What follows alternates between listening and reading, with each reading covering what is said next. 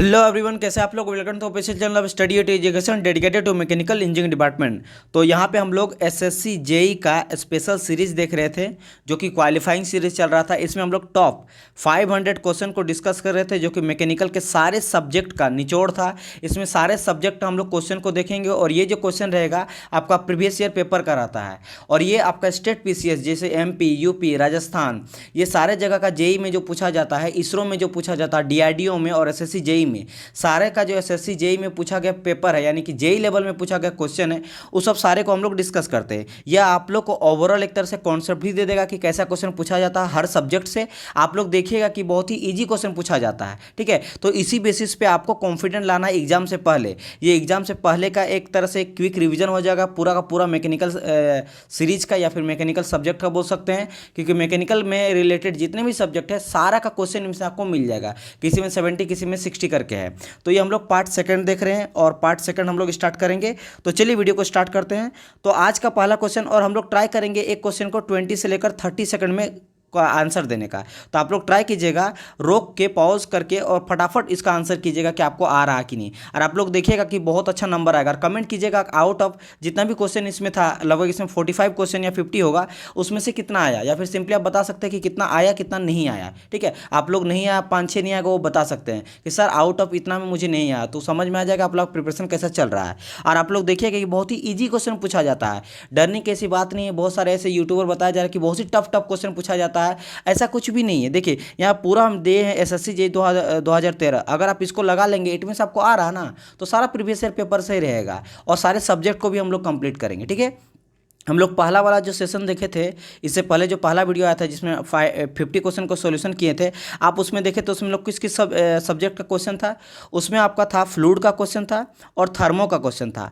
आज जो हम लोग देखेंगे, इसमें आपका कुछ आईसी इंजन का रहेगा, और आईसी इंजन के बाद आपका सोम का रहेगा। तो चलिए वीडियो को हम लोग फटाफट स्टार्ट करते हैं, और देखते हैं कैसा क्वेश्चन है। तो पहला क्वेश्चन क्या बोल रहा है, फॉर द मैक्सिमम प्रेशर, क्या बोल रहा है, फॉर द मैक्सिमम प्रेशर, एक second, for the maximum pressure and peak temperature which cycle will be most efficient. देखो मैं इसका एक ट्रिक बता देता हूँ। जब भी आपको सेम कंप्रेशन रेशियो बोले ना, क्या बोलेगा, सेम कंप्रेशन रेशियो, तो ऑलवेज याद रखिएगा सेम कंप्रेशन रेशियो के लिए ऑटो साइकिल एकदम आप लोग रट लीजिए, क्योंकि देखिए इसका सारा थ्योरी मैं बता चुका हूँ। तो यहाँ पे ज़्यादा थ्योरी बताऊंगा नहीं, क्योंकि ज़्यादा थ्योरी बताएंगे तो लेंदी बहुत ज़्यादा हो जाएगा। तो हमको क्या करना है, 30 सेकंड तक देना, ताकि एग्जाम में भी इसी तरह का फटाफट आप दे सके।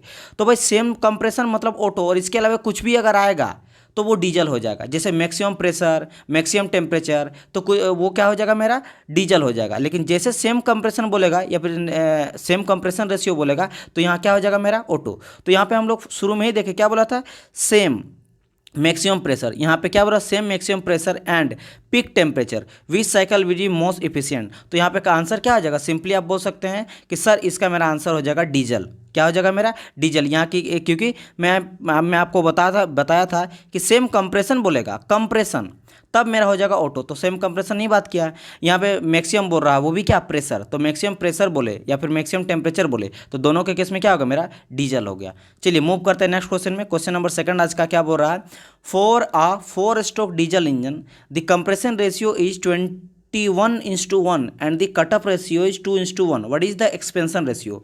तो मैं आप लोग को थ्योरी में बता चुका था कि तीनों के बीच में, यानी कि आर, ई आर और आपका सी आर, इन तीनों के बीच में एक रेशियो होता है। आर क्या है, ये मेरा कंप्रेशन रेशियो है। सी आर क्या है, ये मेरा कटअप रेशियो है। और ई आर क्या है, मेरा एक्सपेंशन रेशियो है।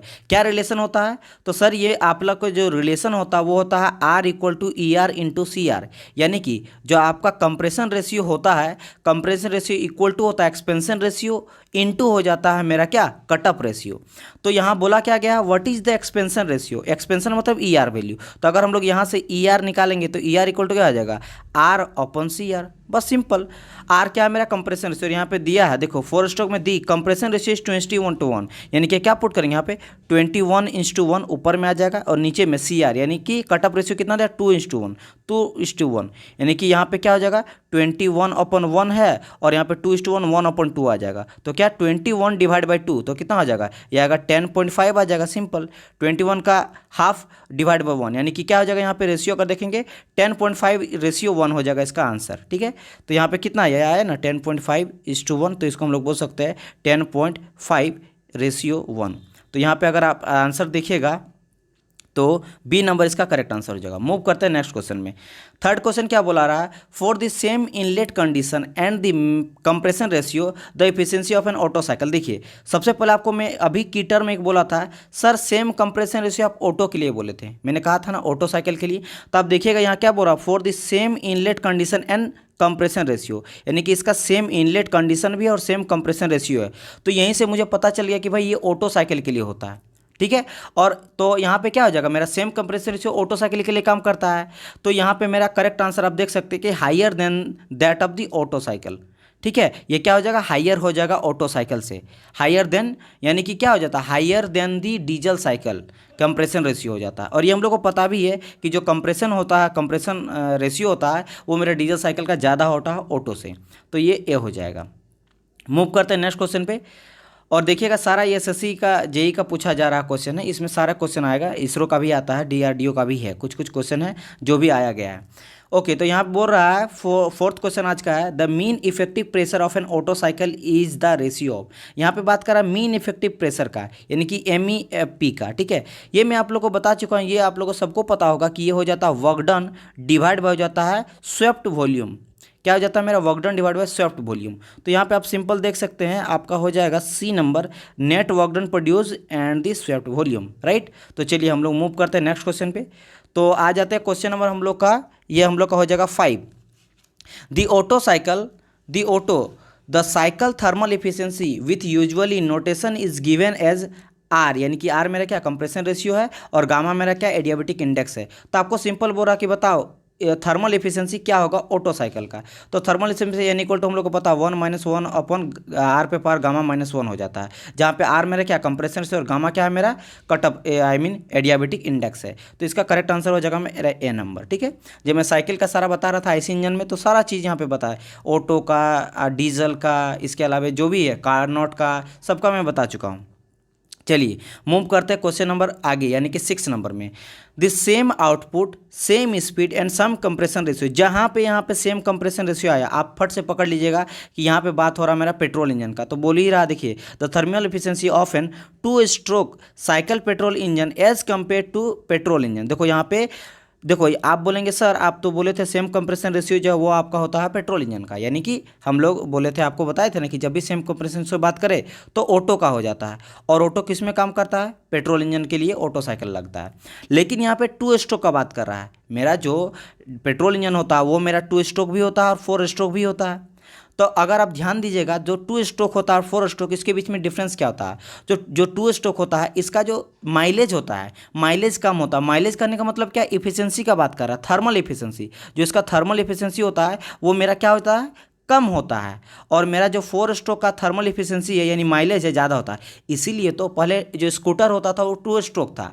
तो उस स्कूटर से क्यों हम लोग अभी बाइक में आ गए, पल्सर वगैरह आ गया है और बहुत सारा आ गया है। क्यों, बिकॉज माइलेज इस सब में ज़्यादा देता है, यानी कि थर्मल इफिशियंसी ज़्यादा देता है। इसीलिए तो हम लोग कन्वर्ट किए ना 2 स्ट्रोक टू 4 स्ट्रोक।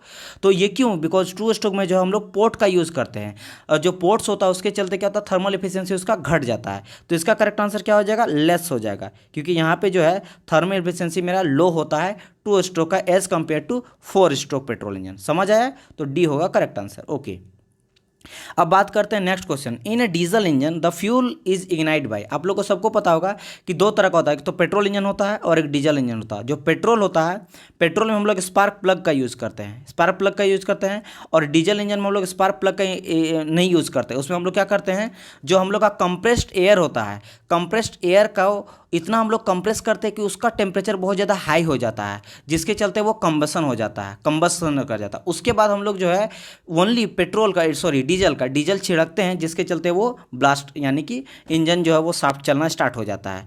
तो यहाँ पे बोल रहा डीजल इंजन का बात कर रहा है, तो डीजल इंजन में हम लोग क्या यूज़ करते हैं, तो आप देखिएगा सी नंबर हो जाएगा, heat rejected from the compression and that is supplied for the combustion, यानी कि जो हीट आता है, हीट कहाँ से होता है, रिजल्टिंग फ्रॉम कंप्रेशन एयर या फिर कंप्रेस्ड एयर, जो एयर मेरा कंप्रेस्ड हो जाता है उसी से वो हीट हो जाता है और जिसके चलते मेरा कंबसन में हेल्प करता है, समझ आए। उसके बाद हम लोग डीजल वहाँ पे इंजेक्ट करते हैं, जिसको हम लोग बोलते हैं क्या, इंजेक्टर फ्यूल। बहुत कोई यहाँ पे लड़का आंसर मारेगा क्या, इंजेक्टर फ्यूल, लेकिन यहाँ पे ध्यान देखो क्या बोल रहा है, in diesel engine the fuel is ignite by, fuel ignite जो होता है ना कंप्रेस्ड एयर से होता है, क्योंकि आप लोग को पता होना चाहिए कि डीजल में सिर्फ और सिर्फ हम लोग फ्यूल ही देते हैं। लेकिन अगर ये हम लोग बात करेंगे ऑटो साइकिल या फिर पेट्रोल इंजन में, तो पेट्रोल में एयर प्लस हम लोग फ्यूल देते हैं, यानी एयर प्लस पेट्रोल देते हैं ऑटो साइकिल में। पेट्रोल इंजन में एयर प्लस पेट्रोल हम लोग, जो फ्यूल आप लोग जाते हैं ना गाड़ी में तेल भराने के लिए, तो याद रखिएगा उसमें मेरा पेट्रोल के साथ साथ उसमें एयर भी जाता है, याद रखिएगा। लेकिन जब भी डीजल हम लोग डालते हैं ना, तो उसमें वनली सिर्फ और सिर्फ हम लोग एयर ही देते हैं, क्योंकि हम उसमें सिर्फ एयर देते हैं, वो कंप्रेस होता है तो वो इग्नाइट कर जाता है, और इग्नाइट करने के बाद डीजल जो इंजेक्टेड फ्यूल होता है, उस इंजेक्टेड फ्यूल से हम लोग डीजल को वहाँ पे छिड़कते हैं, समझ आए। तो यहाँ करेक्ट आंसर क्या हो जाएगा, सी हो जाएगा करेक्ट आंसर, ठीक है। मूव करते हैं नेक्स्ट क्वेश्चन पे। क्वेश्चन नंबर में क्या बोल रहा है नेक्स्ट वाला में, the function of the carburettor is to supply. भाई कार्बोरेटर क्यों यूज़ करते हैं, बताइए, कार्बोरेटर का यूज हम लोग कहाँ क्यों करते हैं। पहली बात तो कार्बोरेटर का यूज हम लोग पेट्रोल इंजन में बोलते हैं, यानी कि ऑटो साइकिल में। ऑटो जो है पेट्रोल में काम करता है और डीजल में डीजल, तो ऑटो साइकिल में हम लोग यूज़ करते हैं कार्बोरेटर। क्यों यूज़ किया जाता है, क्योंकि मैंने अभी जस्ट कहा कि सर आपका जो ऑटो होता है उसमें हम लोग पेट्रोल प्लस एयर देते हैं। मैंने कहा था पेट्रोल यानी कि फ्यूल देते हैं, फ्यूल बोला जाता है जो हम लोग बोलते हैं ना, सर हम लोग जैसे नॉर्मली क्या बोलते हैं कि हम जा रहे हैं तेल भराने के लिए, ख़त्म हो गया गाड़ी में, तो तेल यानी कि फ्यूल इसको बोलते हैं इंग्लिश से। तो फ्यूल मीन्स क्या है, फ्यूल मीन्स पेट्रोल नहीं होता है, फ्यूल मीन्स होता है पेट्रोल प्लस एयर, इन दोनों के मिक्सचर को हम लोग फ्यूल बोलते हैं। इस चीज़ को आप लोग ध्यान में रखिएगा। तो जो यहाँ पे पेट्रोल और फ्यूल का जो हम लोग बात कर रहे हैं, पेट्रोल और एयर का, इसको मिलाने का जो काम करता है वो करता है मेरा कार्बोरेटर, समझ आए। तो कार्बोरेटर क्या करता है, कार्बोरेटर मतलब सबसे पहले हम लोग जो पेट्रोल इधर से डालते हैं, मान लो गए वहाँ पे पेट्रोल पंप में, यहाँ पेट्रोल गया, इधर से दोनों एयर आया, और इन दोनों को पेट्रोल प्लस एयर को ये मिक्स करके बाद में सप्लाई करता किसको, आपको ऑटो साइकिल में, जिसके बाद गाड़ी स्टार्ट होता है। तो ये जो यहाँ पे काम किया पेट्रोल एयर को मिलाने का, ये कार्बोरेटर करता है, जो कि हम लोग ऑटो साइकिल में या फिर पेट्रोल इंजन में यूज़ करते हैं। तो यहाँ पे क्या हो जाएगा इस क्वेश्चन का आंसर, आप A number, air and petrol mixture का काम करता है कार्बोरेटर, राइट। चलिए मैं थोड़ा एक्सप्लेन कर दे रहा हूँ, बट मुझे भी फास्ट जाना चाहिए क्योंकि आप लोग के साथ वो देखना चाहिए। चलिए आ जाते हैं नेक्स्ट क्वेश्चन में। ये मैं सारा चीज़ बहुत ही अच्छी तरह से डिटेल वाइज में फोटो के साथ, हर स्ट्रोक को, 4 स्ट्रोक जो होता है, 2 स्ट्रोक होता है, पूरे अच्छी तरह से फिगर के साथ समझाया हूँ। आप लोग देख सकते हैं आर एस कोर्मी का पूरा सॉल्यूशन मिलेगा। इसके अलावा आर के जैन का सॉल्यूशन मिलेगा, जो कि आपका पेड कोर्स में आता है। उसके डीपली और जानना चाहते हैं तो वो भी आप परचेज कर सकते हैं, अभी ऑफ भी चल रहा है, ठीक है। तो ये सारा चीज़ मैं बहुत अच्छी तरह से बता दिया हूँ। तो यहाँ पे मैं फिर भी एक्सप्लेन कर दे रहा हूँ, बट आप लोग को ये चीज़ पता होना चाहिए, क्योंकि एग्जाम से पहले अगर 5 डेज 6 डेज से पहले देख रहे हैं तो you should have to know this all things. Okay, तो डीजल इंजन में क्या बोल रहा है, in diesel engine the suction contain, मैंने जस्ट अभी कहा कि सर डीजल इंजन में तो वो ओनली हम लोग एयर लेते हैं, तो इसका करेक्ट आंसर हो जाएगा सिंपल एयर। वहीं पेट्रोल का बात करता है पेट्रोल इंजन, तो उसमें हम लोग एयर प्लस फ्यूल लेते हैं। नेक्स्ट मूव करते हैं यहाँ पे, the fuel drawn in during suction in petrol engine. देखो वही क्वेश्चन पूछ दिया। देखो ये एसएससी का क्वेश्चन, ऐसा नहीं कि आप लोगों को मैं सेट किया हूँ। देखो ये 2013 में पूछा गया क्वेश्चन एसएससी जेई में, तो समझिए बहुत ही इजी क्वेश्चन पूछा जाता है, डरने का कोई बात नहीं है। पेट्रोल में मैंने कहा सर एयर और फ्यूल दोनों होता, तो क्या हो जाएगा D, mixture of air and fuel, right. तो एक सेकंड, तो यहाँ पे क्या हो जाएगा मेरा, डी आंसर हो जाएगा। चलो आगे मूव करते हैं। देखो यहाँ पे अगर एयर प्लस पेट्रोल भी रहता ना तो करेक्ट आंसर होता, लेकिन यहाँ पे ओनली फ्यूल है, तो ये तो होगा नहीं, फ्यूल नहीं जाता, ओनली एयर ये भी नहीं होगा, क्योंकि यहाँ पे देखो फ्यूल और एयर बोला है, तो दोनों डालते हैं, ओनली एयर, तो यहाँ पे डी होगा करेक्ट आंसर। आपको इस बेसिस पे भी ध्यान देना, लेकिन एक्चुअल में हम लोग फ्यूल बोलना गलत होगा, एयर प्लस पेट्रोल बोलेंगे, इन दोनों को मिक्सर को हम लोग फ्यूल बोलते हैं, ठीक है। तो बट यहाँ पे ये एक अप्रोप्रिएट आंसर लग रहा है इसके अनुसार।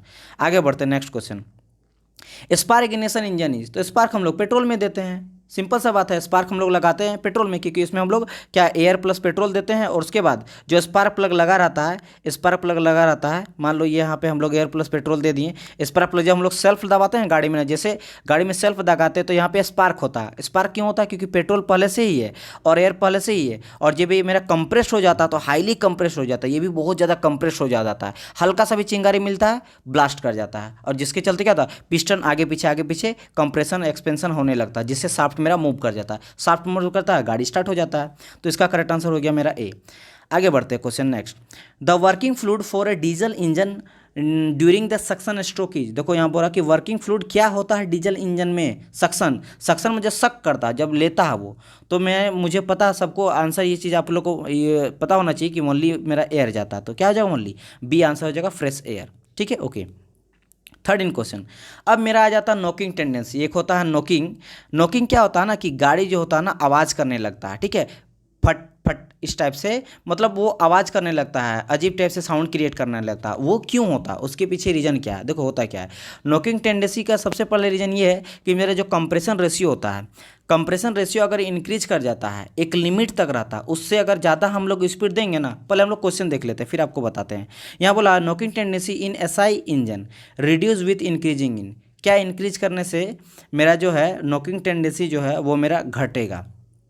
तो यहाँ पे अगर हम लोग नॉकिंग टेंडेंसी को घटाना है तो हमको इंजन की स्पीड करना पड़ता है, यानी जितना ज़्यादा आप एक्सलेट लीजिएगा ना, गाड़ी का एक्सलेट जितना ज़्यादा लीजिएगा उतना मेरा गाड़ी जो है कम आवाज़ कीजिएगा। आप कभी ध्यान दीजिएगा जब आपका बाइक जो है वो ख़राब हो गया है, पेट्रोल उसमें मेनली कम है या फिर समझ लो पेट्रोल जो है वो सही नहीं रहता है और आप धीरे चलाइएगा तो बहुत ज़्यादा ना वाइब्रेट करता है गाड़ी, आप ध्यान दीजिएगा। और आप एक्सलेट को हाई कर दीजिए, इंजन को स्पीड कर दीजिए तो देखिएगा कि वो स्पीड जो आपका वाइब्रेशन है वो कम हो जाता है। तो जब हम लोग स्पीड बढ़ाते हैं तो क्या हो जाता है, मेरा नॉकिंग टेंडेंसी घट जाता है। अब एक चीज़, जब भी हम लोग अगर हम लोग एक्सलेट लेते हैं तो इफिशिएंसी जो है वो मेरा बढ़ता है, तो कंप्रेशन रेशियो भी मेरा बढ़ता है। और जब मैं, ध्यान से पढ़िए मैं क्या बोल रहा हूँ, इस चीज़ को आप कंफ्यूज हो सकते हैं। मैंने क्या कहा कि अगर मेरा नॉकिंग टेंडेंसी को घटाना है तो इंजन की स्पीड को हम लोग बढ़ा देंगे, इंजन स्पीड को क्या कर देंगे, बढ़ा देंगे। तो जब हम लोग इंजन स्पीड को बढ़ाते हैं तो कंप्रेशन रेशियो मेरा क्या हो जाता है, घटता है। क्योंकि अगर मैं कंप्रेशन रेशियो को यहाँ पे बढ़ा रहा हूँ तो मेरा नॉकिंग टेंडेंसी बढ़ जाता है। ठीक है, तो यहाँ जैसे नॉकिंग टेंडेंसी घटा, इट मीन्स कंप्रेशन रेशियो भी मेरा घटेगा।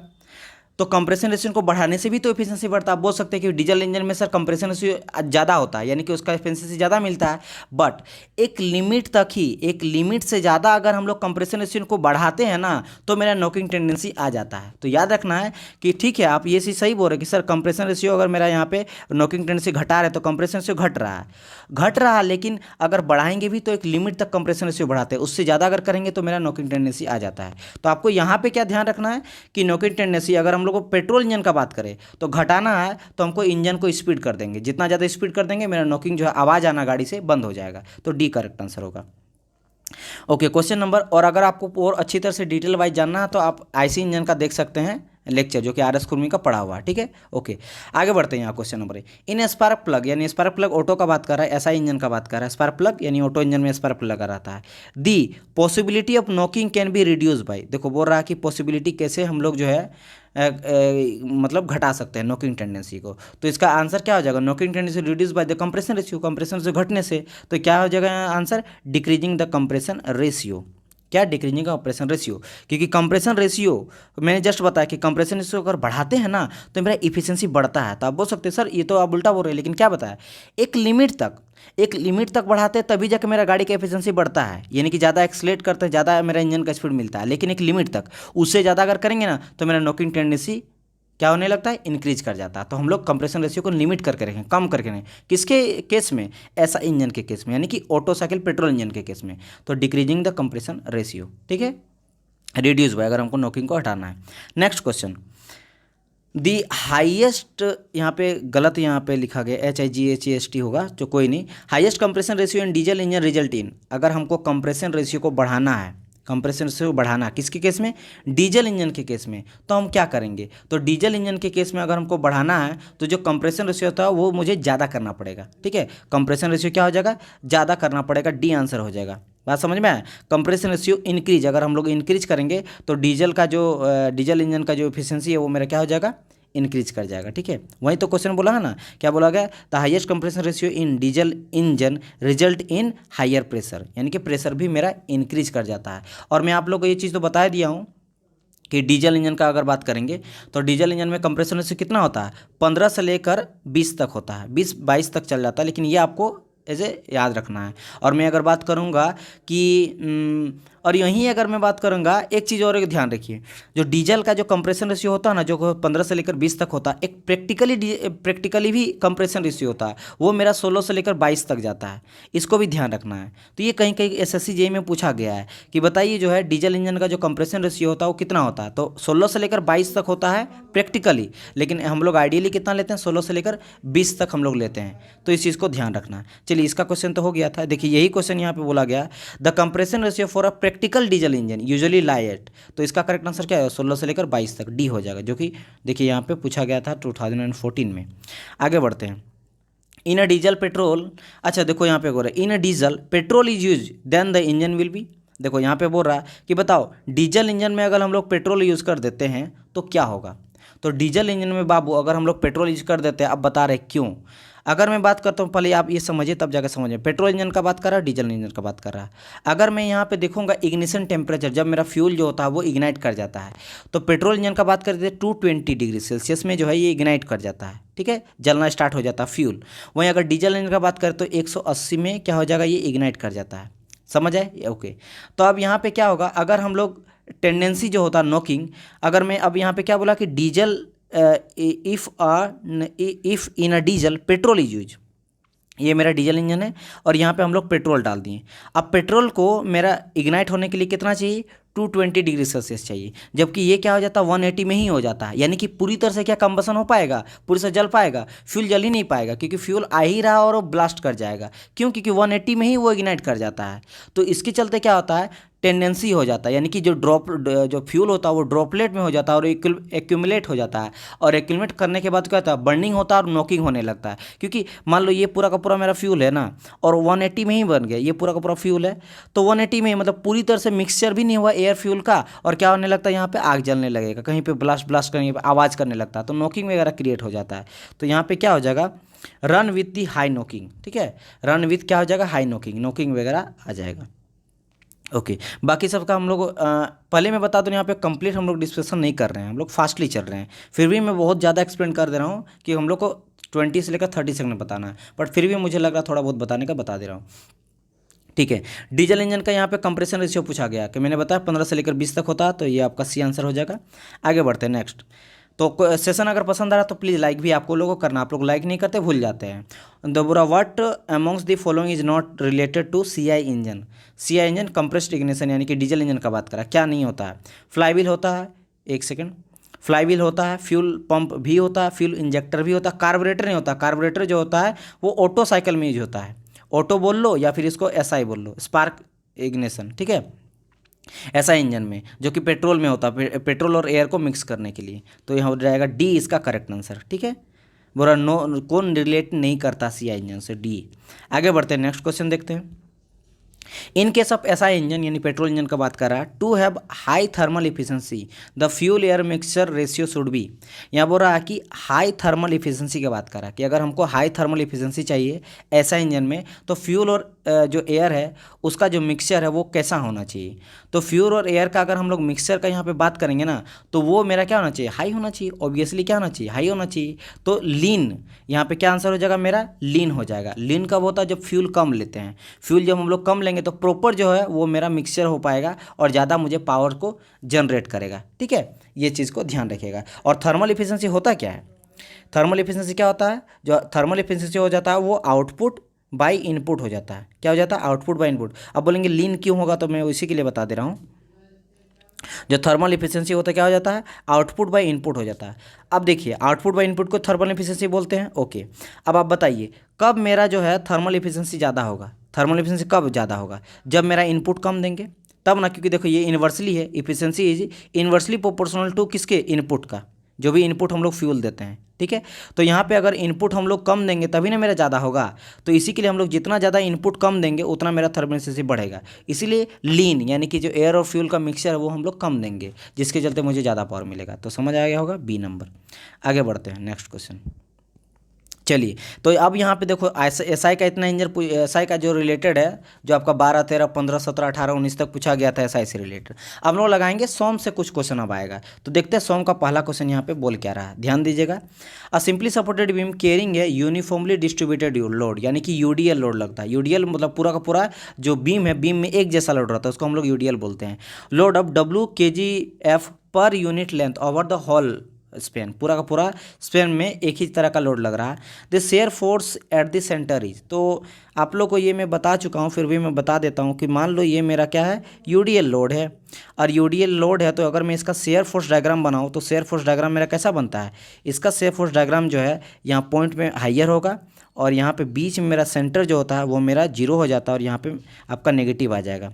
ठीक है, तो मुझे जीरो मिलता है कहाँ पे, सेंटर पे मेरा जीरो मिलता है। तो शेयर फोर्स का ही बात कर रहा है, ये शेयर फोर्स डायग्राम है। वहीं अगर बेंडिंग मोमेंट बनाऊंगा तो कैसा बनेगा, कुछ इस तरह का, क्योंकि जहाँ पे मेरा पॉइंट लोड रहता है वहाँ पे मेरा क्या हो जाता है, जीरो हो जाता है बेंडिंग मोमेंट। तो दोनों पे जीरो हो जाएगा और मैक्सिमम मेरा सेंटर होगा। तो ये मेरा हो गया बेंडिंग मोमेंट डायग्राम, और ये शेयर फोर्स डायग्राम। तो शेयर फोर्स डायग्राम का बात कर रहा था सेंटर पे, तो सेंटर मेरा जीरो मिल रहा है। वहीं अगर बेंडिंग मोमेंट बोलेगा सेंटर में तो यहाँ मेरा मैक्सिमम हो रहा है, तो मैक्सिमम यहाँ होगा। लेकिन यहाँ पे शेयर फोर्स का बात कर रहा है तो जी जीरो हो जाएगा, करेक्ट आंसर। आगे बढ़ते हैं क्वेश्चन नंबर नेक्स्ट क्वेश्चन में क्या बोला गया इसका, in a case of cantilever in respect of the type of loading and maximum bending moment the maximum shear force occur at, कहाँ पे होता है, किसका बात कर रहा है, कैंटिलीवर। कैंटिलीवर क्या होता है सर, आप बताए थे कि कैंटिलीवर एक तरफ फिक्स रहता है, एक तरफ फ्री रहता है। चलो हम लोग ले लेते हैं, यहाँ पे मान लो एक पॉइंट ले लेते हैं लोड। अब क्या होता है, अगर मैं शेयर फोर्स पहले बता देता हूँ कि कैसे बनता है शेयर फोर्स डायग्राम। तो शेयर फोर्स डायग्राम कुछ इसका सर ऐसे बनता है, ठीक है, क्योंकि स्टार्ट होता है एक तरह का लोड यहाँ तक जा रहा है तो एक तरह का बनता है। तो ये मेरा हो गया शेयर फोर्स डायग्राम। ये मेरा फिक्स पॉइंट है और ये मेरा फ्री पॉइंट है, ये मेरा फ्री है और ये फिक्स्ड है। अगर मैं बेंडिंग मोमेंट बनाऊँ तो बेंडिंग मोमेंट इसका कुछ ऐसे बनेगा, क्योंकि यहाँ पे आप लोग को पता है कि बेंडिंग मोमेंट जब भी बनता है तो बेंडिंग मोमेंट में जो फिक्स पॉइंट होता है वहाँ पे मैक्सिमम मेरा बेंडिंग मोमेंट मिलता है। तो यहाँ पे मेरा मैक्सिमम मिलेगा और इसके बाद यहाँ पे जीरो जीरो कम होते होते यहाँ तक जीरो आ जाएगा। तो यहाँ पे मैक्स मिल रहा है कहाँ पे, फिक्स पॉइंट पे, ठीक है। तो इसका करंट आंसर क्या हो जाएगा मेरा, फिक्स। देखो यहाँ पे क्या बोला था, मैक्सिमम शेयर फोर्स अकरेट, तो मैक्सिमम और बेंडिंग मोमेंट बोला था। देखो लोडिंग है तो maximum bending moment and maximum shear force. तो देख रहे हैं यहाँ पे मेरा बेंडिंग मोमेंट भी मैक्सिमम मिल रहा है फिक्स में, और मेरा शेयर फोर्स तो मिल ही रहा है। तो क्या हो जाएगा यहाँ पे, फिक्स्ड इन आ जाएगा इसका करेक्ट आंसर। आगे बढ़ते हैं नेक्स्ट क्वेश्चन। नेक्स्ट क्वेश्चन क्या कह रहा है, the bending moment on a section is maximum where shear force. तो इसका करेक्ट आंसर आप लोग को पता होगा, जीरो होगा। मैंने अभी जस्ट बताया था इस तरह का कि शेयर फोर्स जहाँ पे जीरो हो जाता है वहीं बेंडिंग मोमेंट मैक्सिमम हो जाता है। तो इसका को करेक्ट आंसर आप लोग को पता ही होगा। देखो ये है ना शेयर फोर्स, तो शेयर फोर्स जहाँ पे जीरो हुआ था मैंने बताया था ना, वहीं बेंडिंग मोमेंट जो मैक्सिमम हो जाता है। तो वही बोला है the bending moment on a section is maximum. तो बेंडिंग मोमेंट जहाँ मैक्सिमम होगा शेयर फोर्स वहाँ पे क्या होगा, तो जीरो होगा। तो जीरो करेक्ट आंसर है। नेक्स्ट क्वेश्चन मूव करते हैं। यहाँ पे बोला गया figure 1, 2, 3 and 4 are bending moment distribution of for a simply supported beam, SSB का बात करा, for the some particular shear stress distribution which figure is the correct bending moment diagram corresponding to the shear force shear stress distribution given below. Okay, तो यहाँ पे आपको दिया गया है और आपको देखना कि इसका करेक्ट आंसर आपका क्या हो जाएगा। तो अगर आप इसका ध्यान दीजिएगा तो इसका करेक्ट आंसर आपका क्या हो जाएगा, देखिएगा। तो यहाँ पे देखिए सिंपली सपोर्टेड बीम का बात कर रहा है, एसएसबी का बात कर रहा है। तो एसएसबी में आप लोगों को एक चीज़ तो पता है कि सर जहाँ पे मेरा जो है बेंडिंग मोमेंट, जहाँ पे मेरा शेयर फोर्स जीरो होता है वहीं मेरा बेंडिंग मोमेंट मैक्सिमम होता है। इस चीज़ का तो कॉन्सेप्ट आपको पता होगा। दूसरा चीज़ ये भी बोल सकते हैं कि जहाँ पे ये मेरा शेयर फोर्स है और ये बेंडिंग मोमेंट है। दूसरा ये भी कॉन्सेप्ट पता होगा कि जहाँ पे साइन चेंज करता है, ये भी तो बोल सकते हैं। देखो ये पॉजिटिव था, ये नेगेटिव था। जहाँ पे जो शेयर फोर्स है वो साइन चेंज करता है वहाँ पर मेरा बेंडिंग मोमेंट क्या हो जाता है, मैक्सिमम हो जाता है। तो ये चीज़ है। तो यहाँ पे देख रहे हैं कि यहाँ पे साइन चेंज कहाँ कर रहा है, देखो पॉजिटिव नेगेटिव है, यहाँ पे बीच में साइन चेंज कर रहा है। इट मीन्स इसका बेंडिंग मोमेंट जैसा भी बनेगा कुछ यहाँ पे देखो, जो पहली बात। दूसरा चीज़ मैंने क्या बताया था कि अगर मेरा इस तरह का शेयर फोर्स था और बेंडिंग मोमेंट कुछ इस तरह का था तो मेरा जो भी मेरा पॉइंट रहता है दोनों आउटर पार्ट, वहाँ पे मेरा क्या होता है, जीरो होता है बेंडिंग मोमेंट, ठीक है। तो यहाँ पे मुझे ये पता चल गया कि बेंडिंग मोमेंट जो बनेगा इन दोनों जगह जीरो बनेगा, और मैक्सिमम कहाँ होगा, जहाँ पे साइन चेंज कर रहा है, यानी साइन चेंज या फिर जीरो है, तो यहाँ पे मेरा बेंडिंग मोमेंट मैक्सिमम होगा, यानी कि कुछ इस तरह का बनेगा। तो अगर मैं इसका देखूंगा तो सी, यानी कि ये ए है, ये बी है, ये सी है, डी है, तो क्या हो जाएगा, मेरा सी हो जाएगा करेक्ट आंसर। एसएससी जे 2013 में पूछा गया क्वेश्चन था वो। आगे बढ़ते हैं। अब beam is fix eight one in and free at the other in, यानी कि बेसिकली कैंटिलीवर का बात कर रहा है, ठीक है। एक तरफ फिक्स रहता है और एक तरफ फ्री रहता है। तो बोल रहा है a load act at the centre, centre में एक लोड एक्ट कर रहा है। तो बोल रहा the maximum bending moment will occur at. तो देखो, चाहे मैं कैंटिलीवर बीम लूँ, चाहे वो किनारे लगे या सेंटर लगे, कहीं भी लगे, मुझे तो सबको पता है भाई कि इसका जो है शेयर फोर्स कुछ इस तरह बनता है, नॉर्मल शेयर फोर्स। लेकिन यहाँ बेंडिंग मोमेंट का बात करा है तो बेंडिंग मोमेंट फिक्स पॉइंट पे मेरा मैक्सिमम होता है, फिक्स पॉइंट पे क्या होता है मेरा मैक्सिमम होता है, और फिर ये जीरो तक जाएगा। चाहे अगर तो अगर मान लो पॉइंट लोड अगर एकदम किनारे लग रहा है, यहाँ इस लग रहा है, ए पॉइंट पे लग रहा है, तो कुछ इस तरह का बनेगा। लेकिन हाँ, मैक्सिमम तो मेरा फिक्स इंड में ही बनेगा। तो यहाँ मैक्सिमम मिल रहा है जो कि ये फिक्स इंड है, तो फिक्स इंड पे ही मेरा मैक्सिमम मिलता है बेंडिंग मोमेंट। ठीक है, अगर मेरा बात करेंगे कहाँ तक, एक सेकंड में फिर से और एक बता देता हूँ। अगर मेरा सेंटर में लोड लग रहा है तो मैक्सिमम यहाँ मिलेगा और यहीं जाके खत्म कर जाएगा मैक्सिमम यहाँ तक। लेकिन मेरा फिक्स तो मिलेगा, वो मतलब जो मैक्सिमम मिलेगा बेंडिंग मोमेंट, वो कहाँ मिलेगा, मेरा फिक्स पॉइंट पे ही मिलेगा। तो इसका करेक्ट आंसर क्या हो जाएगा, इसका भी आपका देखिएगा कौन सा क्वेश्चन था, ये था बी नंबर ना। तो बोल रहा था क्या, the maximum bending moment will occur at, तो फिक्स इंड हो जाएगा, सी हो जाएगा इसका करेक्ट आंसर। ओके, आगे बढ़ते हैं।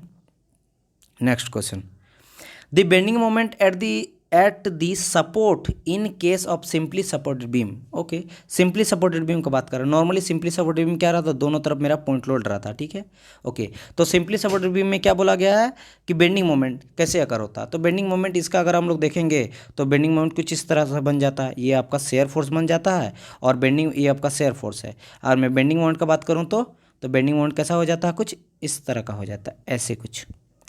तो यहाँ पे क्या बोल रहा था, bending moment at the support in case of simply support bending moment. तो बेंडिंग मोमेंट क्या हो जाएगा यहाँ पे, बी नंबर, यानी कि जीरो हो जाएगा। ठीक है, सपोर्ट का बात किया ना, तो ये भी सपोर्ट है और ये भी सपोर्ट है, सपोर्ट तरफ तो जीरो ही रहता है, मैंने बताया था।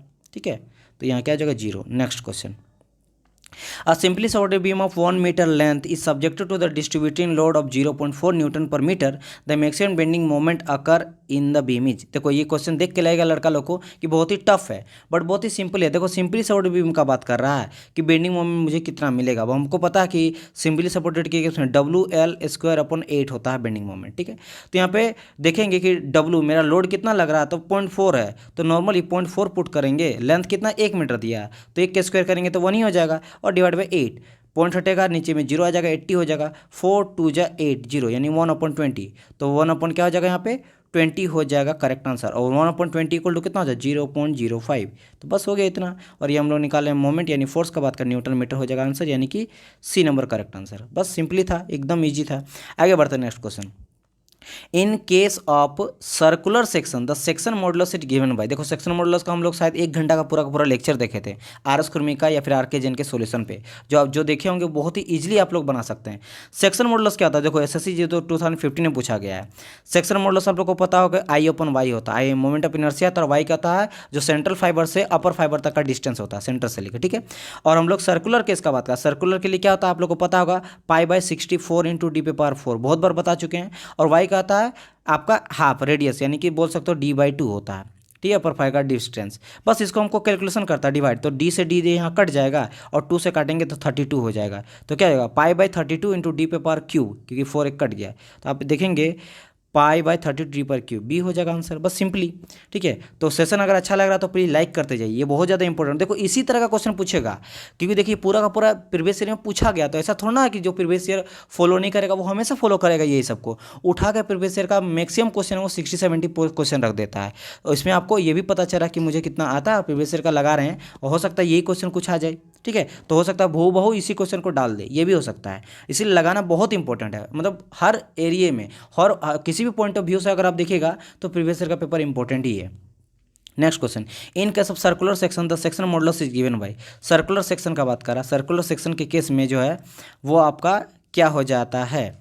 तो सर्कुलर सेक्शन के केस में हम लोग को, एक सेकंड, ये क्वेश्चन रिपीट हो गया, उस क्वेश्चन को जान दीजिए। नेक्स्ट क्वेश्चन आ जाइए हम लोग। पॉइंट ऑफ कॉन्ट्राफ्लेक्चर अकर इन, कहाँ पे पॉइंट ऑफ कॉन्ट्राफ्लेक्चर जो अकर होता है। देखो पॉइंट ऑफ कहाँ पे अकर होता है, जब भी ओवर हैंगिंग बीम आता है ना, तो वहाँ पे जो है ये आपका करेक्ट आंसर हो जाएगा।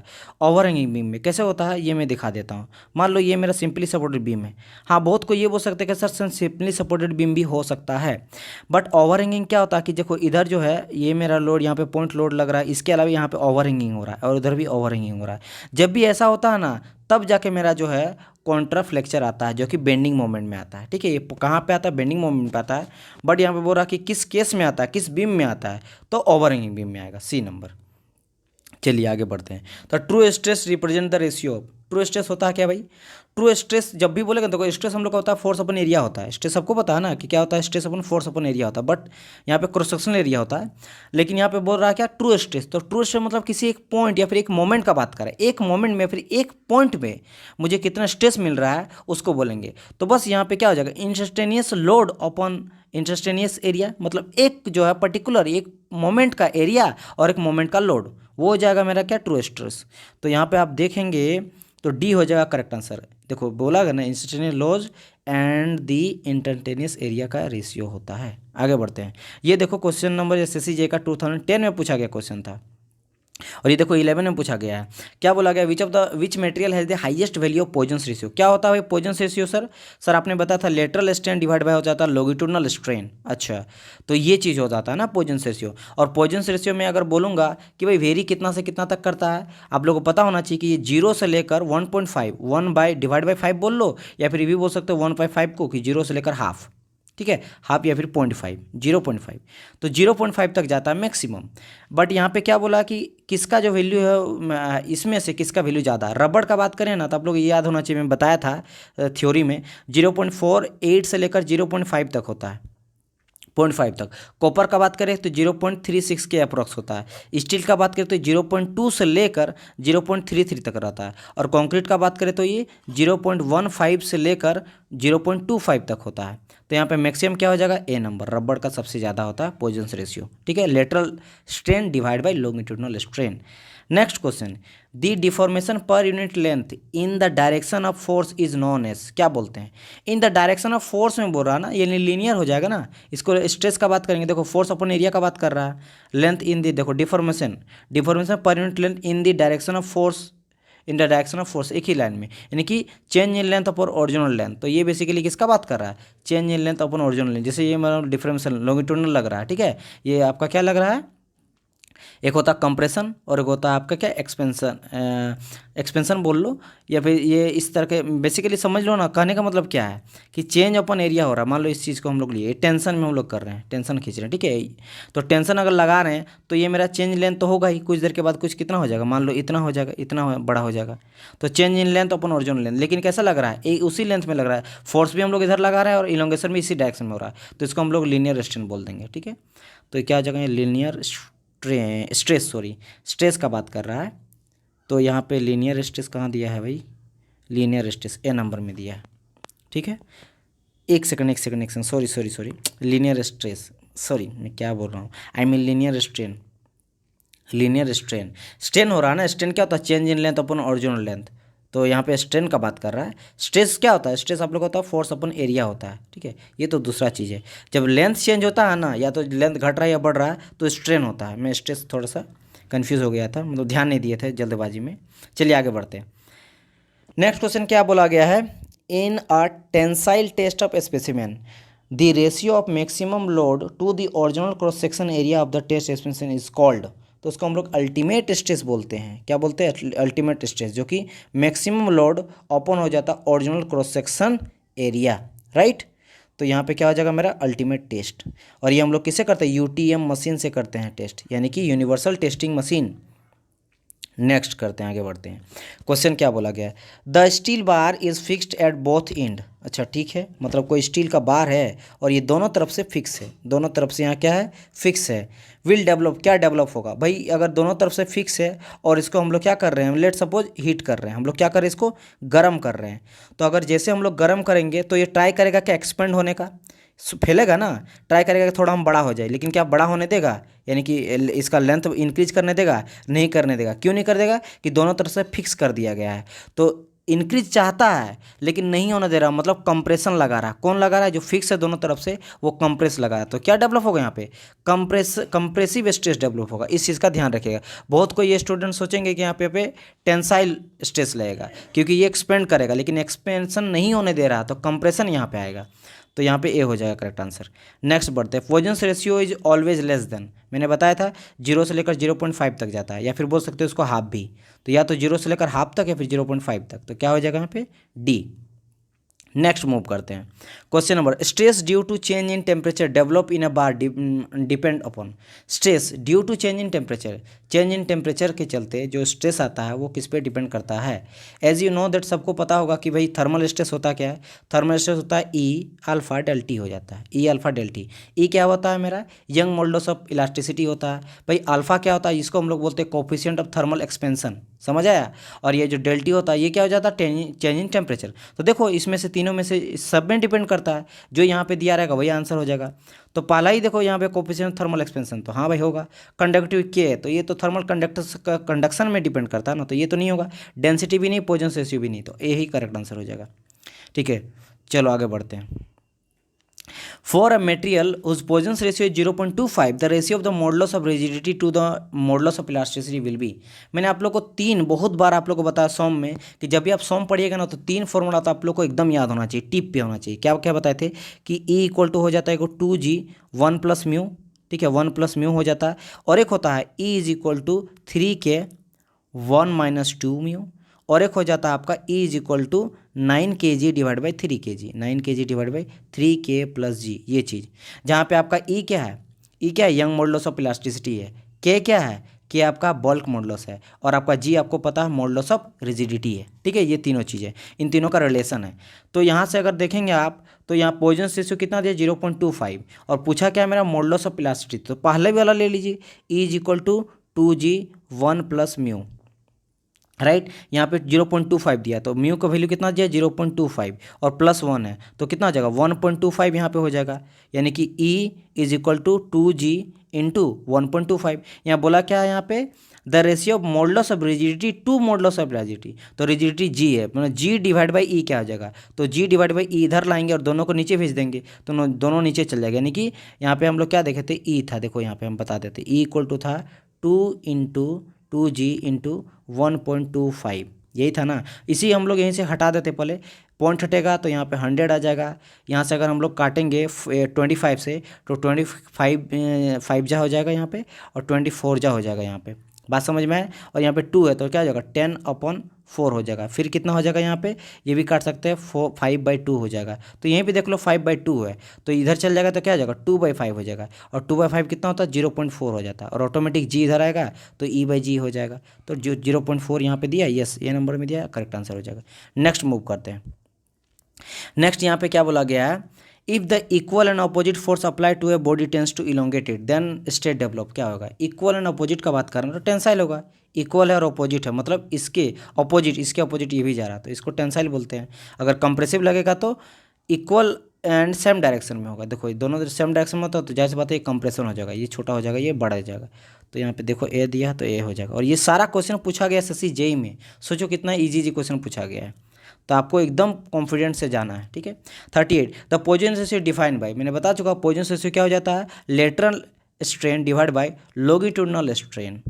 ठीक है, स्ट्रेन का रेशियो होता है बेसिकली। ठीक है, यानी कि यहाँ पे, और मैंने बताया था 0.5 तक जाता है मैक्सिमम। तो देखिए यहाँ पे दिया है क्या, C नंबर में दिया है lateral strain to longitudinal strain. Move करते हैं next question. In a composite bar the resultant strain produce will be, composite bar क्या होता है सर, और कंपाउंड बार क्या होता है। कंपोजिट बार मतलब ढेर सारा को जब पैरेलली जोड़ देंगे ना तो इसको हम लोग बोलते थे क्या, कंपोजिट बार। क्या बोलेंगे इसको, कंपोजिट बार बोलेंगे इसको हम लोग। वहीं अगर बात करेंगे कंपाउंड क्या होता है, कंपाउंड मीन्स देखो एगो सीरीज में जोड़ देते हैं, ढेर सारा सीरीज में जोड़ देते हैं, इसको हम लोग क्या बोलते हैं, कंपाउंड बार। ये कंपोजिट है, ये कंपोजिट SIT पूरा ही लिख देते हैं, और ये क्या है, कंपाउंड है, कंपाउंड बार है। ये दोनों समझ में आ गया, यानी कि इसको हम लोग सीरीज में जोड़ते हैं और इसको हम लोग कैसे जोड़ते हैं, पैरेलली जोड़ते हैं।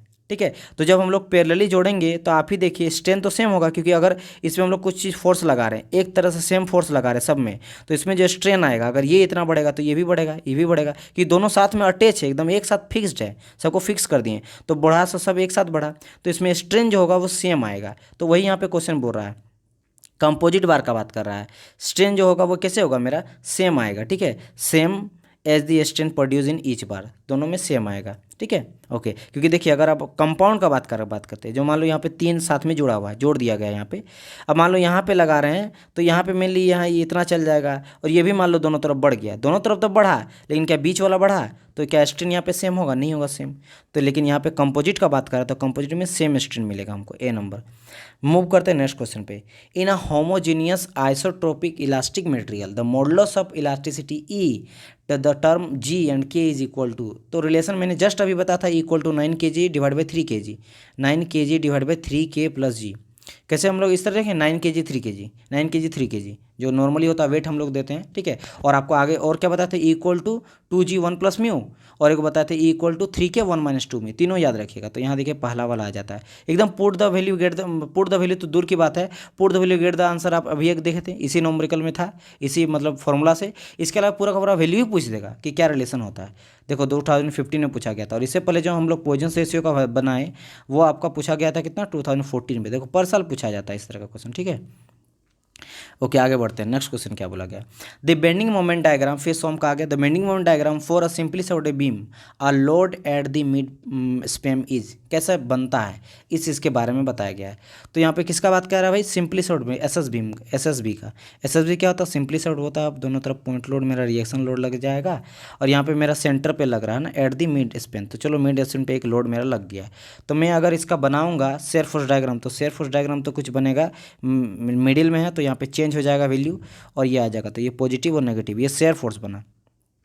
अगर मैं यहाँ पे बेंडिंग मोमेंट बनाना चाहूँ तो बेंडिंग मोमेंट देखो पॉइंट लोड है दोनों तरफ, तो यहाँ तो 0 0 हो जाएगा, और ये सेंटर में जहाँ लोड लग रहा है यहाँ पे ये भी आप देखें, इससे पहले बता चुका हूँ कि जहाँ पे मेरा साइन चेंज करता है वहाँ पे मेरा मैक्सिमम बेंडिंग मोमेंट हो जाता है। तो ऐसे कुछ मेरा बनेगा बेंडिंग मोमेंट, और ये कैसा बन रहा है, मेरा ट्रेंगल जैसा बन रहा है, तो यहाँ क्या हो जाएगा, ट्रेंगल, यानी डी हो जाएगा इसका करेक्ट आंसर, ठीक है। ओके, आगे बढ़ते हैं next question. Triangle, yes triangle, D हो जाएगा करेक्ट आंसर। 40 आगे चलते हैं, ये आपका 42 नंबर का क्वेश्चन है, हम नंबरिंग करना इस बार भूल दिए हैं, लेकिन ये 42 हम लोग का चल रहा है। पॉइंट ऑफ कॉन्ट्राफ्लेक्चर, कॉन्ट्राफ्लेक्चर कब आता है, ये जो है आपका कॉन्ट्राफ्लेक्चर ये बेंडिंग मोमेंट पे आता है, बेंडिंग मोमेंट का बिहेवियर को दिखाता है, जहाँ वो साइन को चेंज करता है, जैसे इस तरह का साइन चेंज करेगा, ये पॉजिटिव टू नेगेटिव होगा, तो यहाँ पे ये दिखाता है कि जो है कॉन्ट्राफ्लेक्चर कैसे आएगा, कुछ इस तरह का ये बन जाएगा, तो ये मैक्सिमम यहाँ बनेगा, ठीक है। तो कॉन्ट्राफ्लेक्चर कहाँ मिलता है मुझे, बेंडिंग मोमेंट पे मिलता है। तो bending moment change its behaviour, जब bending moment change its behaviour होता है वहाँ पे ये आता है, ठीक है। देखो दो चीज़, एक शेयर फोर्स में भी चेंज करता है, जब शेयर फोर्स में इस तरह करके चेंज करेगा ना पॉजिटिव टू नेगेटिव, तो इसके चलते बेंडिंग मोमेंट यहाँ पे मैक्सिमम मिलता है। तो ये शेयर फोर्स का नहीं बात कर रहे हैं, बेंडिंग मोमेंट भी चेंज करता है। देखो बेंडिंग मोमेंट मान लो ये शेयर फोर्स इस तरह का कुछ बन रहा किसी का, और ये बेंडिंग मोमेंट कुछ इस तरह का बनेगा, ऐसे कुछ आप देखे होंगे फिगर। तो देखो यहाँ भी तो चेंज किया ना, यहाँ पे चेंज किया बेंडिंग मोमेंट, तो ये जो होता है इसी को बोलते हैं पॉइंट ऑफ कॉन्ट्राफ्लेक्चर, ठीक है। कॉन्ट्राफ्लेक्चर आप बोलते हैं, फिर पॉइंट ऑफ कॉन्ट्राफ्लेक्चर जैसे बोलिएगा। तो ये क्या मेरा शो करता है, बेंडिंग मोमेंट का बिहेवियर को शो करता है, ठीक है। ओके, नेक्स्ट क्वेश्चन यहाँ पे क्या बोल रहा है, for a simply supported beam having load at the centre the bending moment will, तो बेंडिंग मोमेंट विल अभी जस्ट हम लोग देखे थे, अगर सिंपली सपोर्टेड बीम रहता है, सॉरी एक सेकंड, बेंडिंग अगर सिंपली सपोर्टेड बीम रहता है और सेंटर पे मेरा लोड बनता है, तो बेंडिंग मोमेंट हम लोग देखे थे कुछ ट्रेंगल जैसा बन रहा था, ट्रेंगल जैसा बन रहा था, और जो मिड में है मैक्सिमम यहाँ पे मेरा मिल रहा था, ठीक है। मैक्सिमम कहाँ मिल रहा था, यहाँ पे, और सपोर्ट में क्या हो रहा था मेरा 0 0, ठीक है, क्योंकि इसका शेयर फोर्स डायग्राम कुछ इस तरह से बना था, ऐसे कुछ बना था, ठीक है। तो यहाँ पे मेरा जहाँ पे पॉइंट लोड रहता है वहाँ पे मेरा 0 बनता है बेंडिंग मोमेंट। तो यहाँ पे सपोर्ट का बात कर रहा था, लोड कि भाई सपोर्ट मेरा क्या हो जाता है, मिनिमम हो जाएगा, सपोर्ट्स में मिनिमम मिलता है, ठीक है। Next question, in isothermal atmospheric the pressure, isothermal क्या होता है भाई, टेम्परेचर कांस्टेंट होता है। तो हम लोग अब थर्मो का क्वेश्चन यहाँ पे घुस गया है, ठीक है। आइसोथर्मल के केस में हम लोग आप लोग को पता होगा पीवी इक्वल टू लेते हैं, एक एमआरटी लेते हैं, ठीक है, एक पीवी इक्वल टू लेते हैं, एनआरटी लेते हैं। तो यहाँ पे हम लोग किस चीज़ का वैल्यू लेंगे, यहाँ पे अगर हम लोग किसी भी चीज़ का लेते हैं, अगर हम लोग नॉर्मली बात करेंगे मास का हम लोग बात करते हैं थर्मोडायनेमिक्स, तो हम लोग लेते हैं अधिकतर किसका, एमआरटी का। तो यहाँ पे हम लोग पीवी इक्वल टू अगर लेते हैं तो ये आपका जो m है वो भी हम लोग कांस्टेंट लेते हैं, r ऑटोमेटिकली कांस्टेंट है, और चलो nRT ही ले लेते हैं, ये तो ऑटोमेटिक कांस्टेंट है, ये भी आपका यूनिवर्सल कांस्टेंट है। अगर आइसोथर्मल का बात करें तो टेम्परेचर कांस्टेंट होता है, यानी कि टेम्परेचर भी हो गया कांस्टेंट, तो ऑल कांस्टेंट तो हम लोग नॉर्मली लिख सकते हैं ना, पी भी इक्वल टू कांस्टेंट, और अगर कांस्टेंट हो गया तो पी इन्वर्सली प्रोपोर्शनल रहेगा वॉल्यूम का, क्योंकि नीचे आ जाएगा। ठीक है, तो यहाँ पे और मुझे ये पता है डेंसिटी जो होता है, डेंसिटी क्या होता है, मास अपन वॉल्यूम हो जाता है। डेंसिटी क्या हो जाता है, मास अपन वॉल्यूम हो जाता है। तो अगर वॉल्यूम यहाँ देखो, अगर मैं मास को हटा दूँ तो बोल सकते हैं कि density is inversely proportional to volume. तो अगर यहाँ भी देखो 1/वॉल्यूम और यहाँ भी 1/वॉल्यूम है। ठीक है, तो यहाँ पे अगर हम लोग देखेंगे डेंसिटी के केस में, अगर वॉल्यूम मेरा घटेगा तो डेंसिटी बढ़ेगा, तो वही तो यहाँ भी हो जाएगा ना। तो यहाँ पे क्या होगा, वॉल्यूम मेरा घटेगा तो प्रेशर मेरा यहाँ बढ़ेगा। तो इसका करेक्ट आंसर अगर देखिए तो क्वेश्चन क्या पूछ रहा है, क्वेश्चन आंसर यहाँ पे बोल रहा है कि आइसोथर्मल के द प्रेशर, तो प्रेशर क्या हो जाएगा, vary in some way as the density, क्योंकि हम लोग देखे थे डेंसिटी रिलेट करता है प्रेशर के साथ। प्रेशर जो है इन्वर्सली प्रोपोर्शन था वॉल्यूम का, उसी तरह हम लोग डेंसिटी भी देखे थे इन्वर्सली प्रोपोर्शन था वॉल्यूम का। ठीक है, तो प्रेशर जो है रिलेट कर सकता है, क्योंकि 1/v इक्वल टू यहाँ पे हम लोग पुट कर सकते हैं डेंसिटी। ओके, चलिए, तो हम लोग का आज का भी लेसन हो गया। लगभग 50 हम लोग जो हैं 50 मिनट, देखो अभी 50 मिनट हो रहा है, जिसमें हम लोग दो मिनट तो पहले हम इंट्रोडक्शन ही आपको बताए थे। तो लगभग जो है, और कुछ मैं बीच में बताया होगा, लाइक शेयर के लिए बोला होगा, उसको मैं हटा दूं तो 5 मिनट, यानी कि 45 मिनट में हम लोग जो है लगभग जो है 45 क्वेश्चन लगाएं। देखिए इतना मैं एक्सप्लेन करके आप लोग को बताया, फिर भी मैं 1 मिनट लिया मैक्सिमम। ठीक है, मतलब 1 मिनट में एक क्वेश्चन को लगाएं। अगर ऐसे आप लगाइएगा तो अच्छा आपका चल जाएगा, क्योंकि 120 क्वेश्चन अगर आपको पूछता है एग्जाम में, ठीक है, जिसमें आपका शायद 100 जो रहेगा वो आपका टेक रहता है। तो 100 अगर टेक रहेगा, 120 मिनट रहता है, सॉरी 120 मिनट रहता है, एंड 150 क्वेश्चन पूछा जाता है ना आप लोग का। यस, तो आपको देखिए तो मैं टेक का बात करता हूँ। टेक को अगर 60 मिनट में आपको बनाना 100 क्वेश्चन, तो इससे भी फास्ट बनना पड़ेगा, क्योंकि मैं यहाँ पे थोड़ा एक्सप्लेन कर रहा हूँ। तो एक्सप्लेन करके भी 1 मिनट में एक क्वेश्चन तो बन ही गया। बहुत सारा ऐसा क्वेश्चन होगा तो टिक ला के भी पार कर सकते हैं। इतना एक्सप्लेन करने से अगर 60 मिनट में हम लोग, मतलब 40 मिनट में 40 क्वेश्चन बना लिए, 45 मिनट में हम लोग टोटल अभी 45 क्वेश्चन देखें 45 मिनट में, तो आप भी देख सकते हैं 60 क्वेश्चन 60 मिनट मैक्सिमम का मैं बात कर रहा हूँ। जब मैं एक्सप्लेन किया, अगर मैं आप लोग को समझाने के लिए एक्सप्लेन कर रहा हूँ, मैं अगर नहीं एक्सप्लेन करता तो ये 20 मिनट या 30 मिनट में क्वेश्चन बन जाता पूरा 45। तो इसी स्पीड से आपको जाना है, ज़्यादा से ज़्यादा इतना लेट लेना जितना हम लिए, लेकिन इतना तो बहुत ज़्यादा हो जाता। ठीक है, तो ये ट्राई कीजिएगा, स्पीड आप लग रहा है, और बताएगा आउट ऑफ 45 में आपका आया कितना। क्योंकि नंबरिंग नहीं दिया है तो आप ये बता सकते हैं कि कितना नहीं आया। मान लीजिए 10 आपका नहीं आया, 5 नहीं आया, 2 और नहीं आया, तो आप ये बता सकते हैं तो सर 45 में मुझे इतना नहीं आया, तो उससे आप पता कर सकते हैं कि मुझे कितना है। चलिए मिलते हैं नेक्स्ट वीडियो, तब तक के लिए good bye, god bless you, और अच्छा से प्रिपरेशन कीजिए। God best of the luck for your exam, bye bye. और कमेंट करके बताइएगा कैसा वीडियो लगा, और बहुत सारे स्टूडेंट को, जितने भी ग्रुप आपके होंगे उन लोगों को भी शेयर कीजिएगा। ठीक है, क्योंकि ये कलेक्शन बहुत इंपॉर्टेंट है। अगर ये 500 को आप देख लेते हैं, अगर एग्जाम से एक दिन भी पहले देख लेते हैं ना, तो मे भी आपका हो सके कि 10-20 क्वेश्चन लड़ जाए, तो आपको बहुत हेल्पफुल हो जाएगा। और मे भी ये घुमा के देते, क्योंकि पूछा ही जाता है। तो मिलते हैं नेक्स्ट वीडियो में, बाय बाय।